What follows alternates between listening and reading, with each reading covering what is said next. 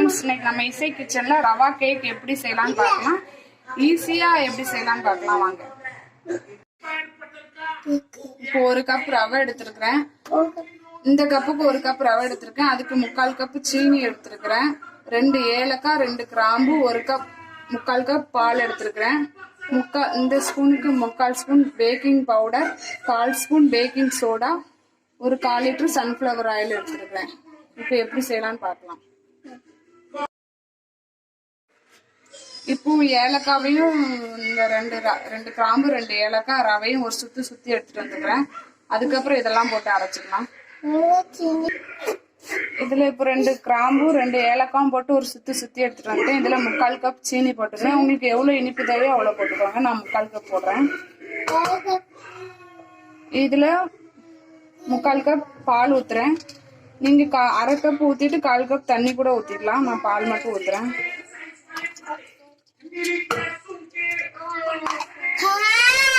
இதுல எடுத்து வச்சிருக்க பேக்கிங் சோடா, பேக்கிங் பவுடர், இந்த 2ஐயும் போட்டுக்கிறேன்.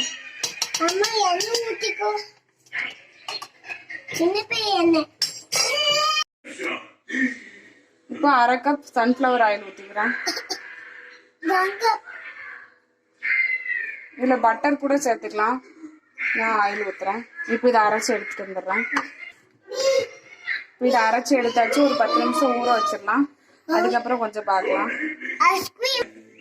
இப்போ ஒரு 10 நிமிஷம் ஆயிடுச்சு. இந்த அளவுக்கு கெட்டியா இருக்கணும். பதம் பார்த்துக்கோங்க.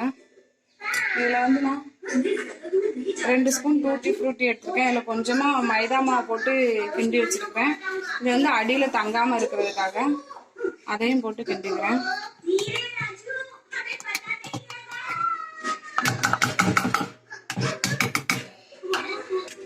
இது கேக் பண்ற இந்த பிளேட்ல மாத்திக்கலாம். இதுல வந்து எண்ணெய் தடவி கொஞ்சமா சுத்திலும் மைதா மாவு போட்டு வச்சிருக்கேன். அதுல ஊத்திக்கலாம்.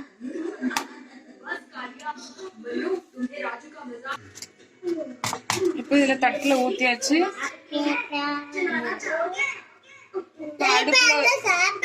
கடாயில வந்து கொஞ்சமா மண்ணு போட்டு கொஞ்சமா சூட் பண்ணி ஒரு ஸ்டாண்டு போட்டு வச்சிருக்கேன். அந்த ஸ்டாண்டு மேல இதை வச்சுக்கலாம். ஸ்டாண்ட் இல்லைனாலும் பரவாயில்ல, வெறும் கடாயில கூட வச்சுக்கலாம். நல்லா சென்டரா பார்த்து வச்சுக்கோங்க.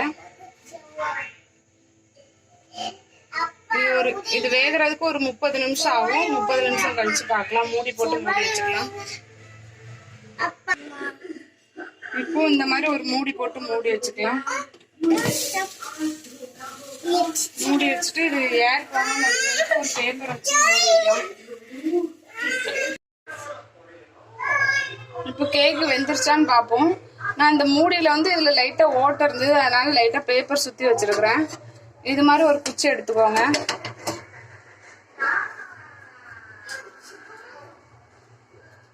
இந்த மாதிரி ஒரு குச்சி எடுத்துக்கோங்க. அதை வச்சு இப்படி குத்தி பாருங்க.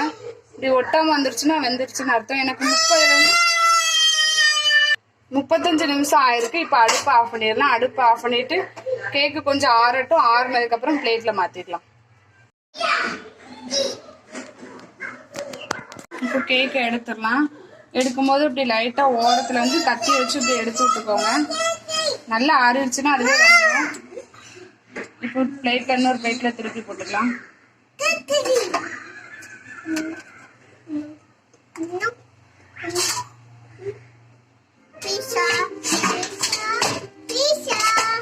இப்படி லைட்டா தட்டி விட்டுக்கோங்க.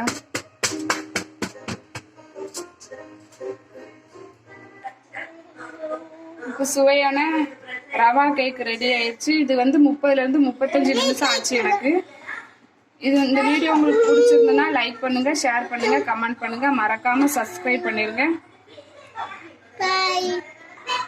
இங்க பாருங்க எந்த அளவுக்கு சாஃப்டா இருக்குன்ட்டு. சூடா இருக்கு, அதெல்லாம் நமக்கல. தேங்க்யூ.